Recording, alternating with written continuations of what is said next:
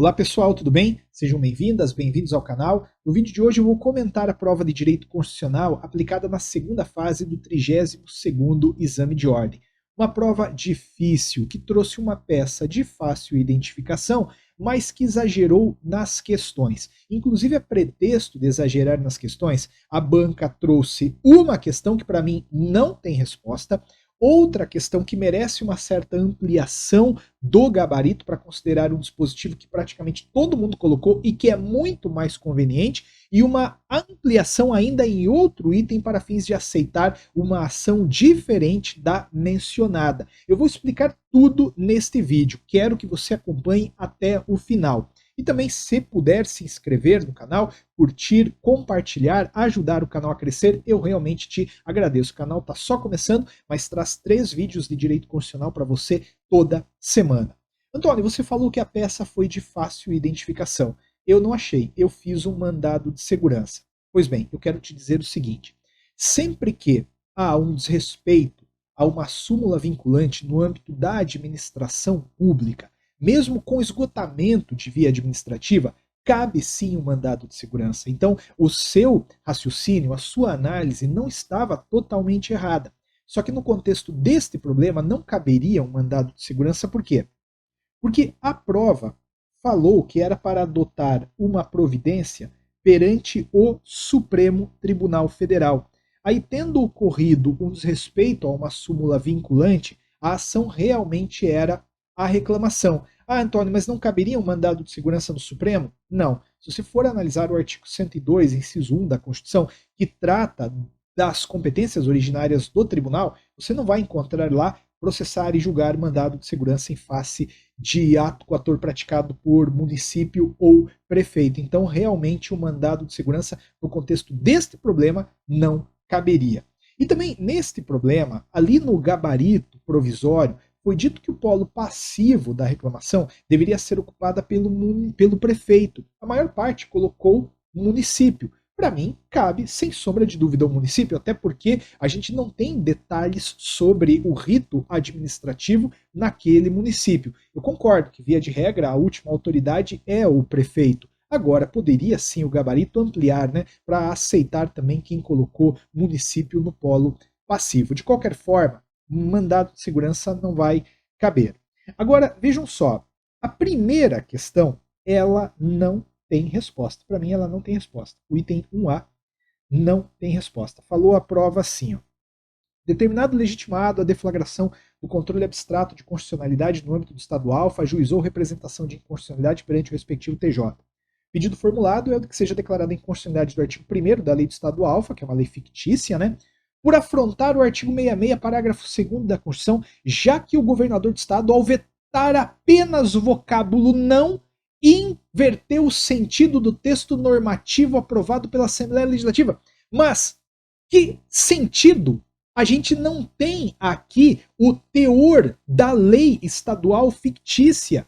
A gente não consegue entender se realmente o não inverteu. E inverteu em que medida? Inverteu para confirmar o que estava disposto numa norma de reprodução obrigatória ou não? Este problema, tal qual elaborado, não tem resposta. Eu consigo entender perfeitamente que aquelas normas de reprodução obrigatória, ainda que não previstas lá na Constituição Estadual, são paradigmas sim para controle de constitucionalidade no âmbito do Estado. Isso quer dizer que, ainda que aquela Constituição Estadual não tivesse reproduzido o teor da Constituição Federal, em se tratando de norma de reprodução obrigatória, caberia sim a tal da RI, que está prevista lá no artigo 125, parágrafo 2º da Constituição. Acontece que a construção do problema não favoreceu realmente entender o que estava querendo a banca.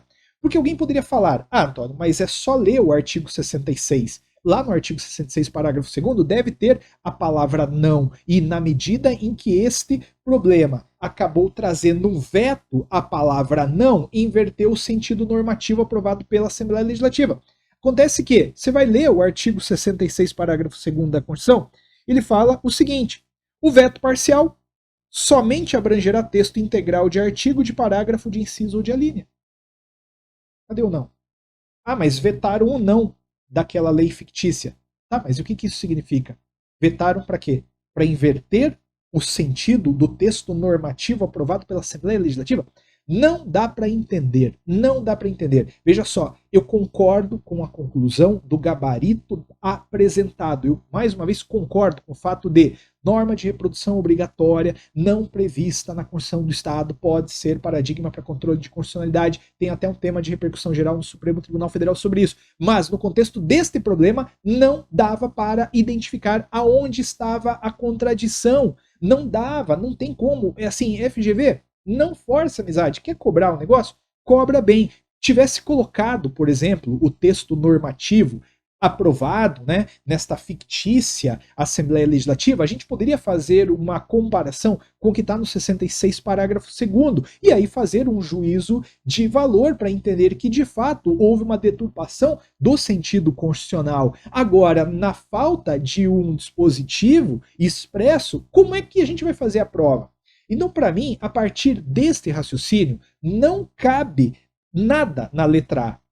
A letra A falou, a representação de inconstitucionalidade pode ser conhecida? Não dá para saber, não dá para saber se pode ou não. A gente não entendeu aqui aonde aconteceu a inversão ao sentido do texto normativo aprovado pela Assembleia Legislativa. A gente não sabe onde é que está essa inversão, entende? Inverteu para quê? Para violar aquele dispositivo de reprodução obrigatória? Inverteu para confirmar? Tudo isso é determinante. Por isso, para mim, o item A não tem resposta. E eu realmente espero que a banca volte atrás e anule este item, anule. Inclusive, eu peço para você também, tá? Compartilhe esse vídeo, leva isso aqui para o maior número de pessoas possível, para que isso também chegue na OAB antes dela publicar o gabarito definitivo. Porque depois que publica para reverter em recurso, dá, mas para quê, né? Ficar lutando com recurso. Então, faz essa gentileza para você também. E em relação à letra B, nenhuma consideração tenho a fazer. Agora, essa questão aqui também, a 2, para mim ela merece uma ampliação do gabarito, né?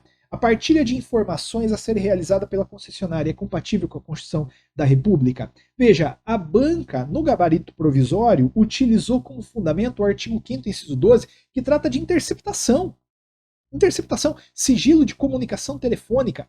Aplica aqui? Claro que aplica, tudo bem, não vou discutir. Mas aplica também, como muitos colocaram, o inciso 10, da intimidade, da vida privada. E no contexto da pergunta, para mim até era mais intuitivo responder com base no inciso 10, porque a pergunta falou o seguinte, a partilha de informações a ser realizada pela concessionária é compatível com a Constituição? Não, não é. Não é. Não é por quê? Porque isso viola a intimidade. Você vai dizer que essa resposta está errada? Não, né? Ah, mas eu queria que tivesse dito conforme a lógica da interceptação. Então me pergunte na próxima vez. Me pergunte diretamente se isso aqui poderia ser partilhado à luz da lógica de interceptação telefônica, o que realmente não era o caso. Então, para mim, essa daqui não está errada, a questão, né? Não está errada, mas ela merece uma ampliação. Agora, uma que também merece uma ampliação é a última, aquela que fala sobre o governador do estado Alfa, que foi convocado pela Comissão de Trabalho e Cidadania da Assembleia Legislativa para prestar esclarecimentos a respeito de notícias de que os servidores públicos vinculados ao Poder Executivo estavam sendo submetidos a condições insalubres no ambiente de trabalho. Por perceber na iniciativa uma forma de comprometer sua popularidade, pois liderava as pesquisas para o pleito vindouro, ocasião em que buscaria a reeleição, o governador do estado formulou à sua assessoria os questionamentos a seguir. A convocação pela comissão é compatível com a Constituição? Não, não é. Qual ação constitucional poderia ser utilizada para se buscar um provimento jurisdicional que o desobrigasse de atender à convocação? Eu concordo. A primeira, inclusive, resposta que eu dei lá na correção que fiz da prova foi mandado de segurança. No entanto, não está errado falar em habeas corpus como muitas pessoas falaram. Até porque muitas pessoas se deixaram levar, e com razão, pela decisão que o Supremo Tribunal Federal deu num habeas corpus impetrado por governador para evitar o comparecimento forçado perante uma comissão parlamentar de inquérito. Ah, Antônio, mas aí não era uma comissão parlamentar de inquérito. Tudo bem, eu posso concordar, mas a racionalidade acaba sendo a mesma. O problema não falou exatamente os detalhes que me permitiriam afirmar com total certeza mandado de segurança.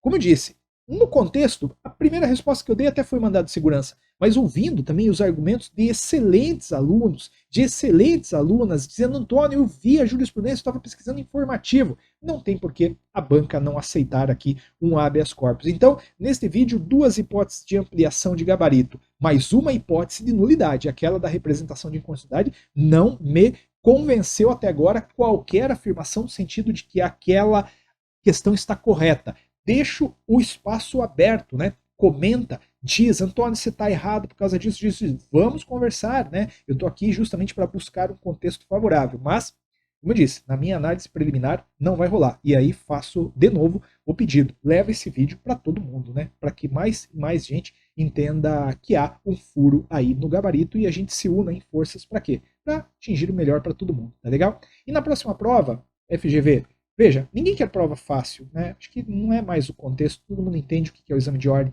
mas assim, uma prova com uma proposta dessa, deliberadamente reprovar, me pareceu isso na prova de direito constitucional, não funciona. Antônio, na repescagem não vou fazer mais direito constitucional.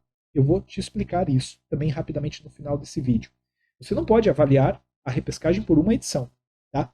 Até porque a roda da loucura, ela roda e a cada edição cai numa matéria. Então, você pode mudar para outra e na próxima edição cair esse da loucura justamente naquela área que você escolheu. Já teve prova mal elaborada em civil, em penal, em trabalho, em empresarial, em tributário, já teve erro em todas as provas. Se você falou: Antônio, eu estudei direito constitucional, não entendi, me perdi totalmente na prova, não é para mim isso, aí concordo contigo. Aí você pode ir para outra. Agora, mudar por causa dessa edição, realmente eu não acho uma coisa muito segura. Mas a opção é tua. Quiser, deixa teu comentário aí, a gente vai conversando e a gente pode discutir isso até mesmo no próximo vídeo, tá bom? Chega. Obrigado, galera. Um grande abraço, tudo de bom. Nos vemos no próximo vídeo de Direito Constitucional.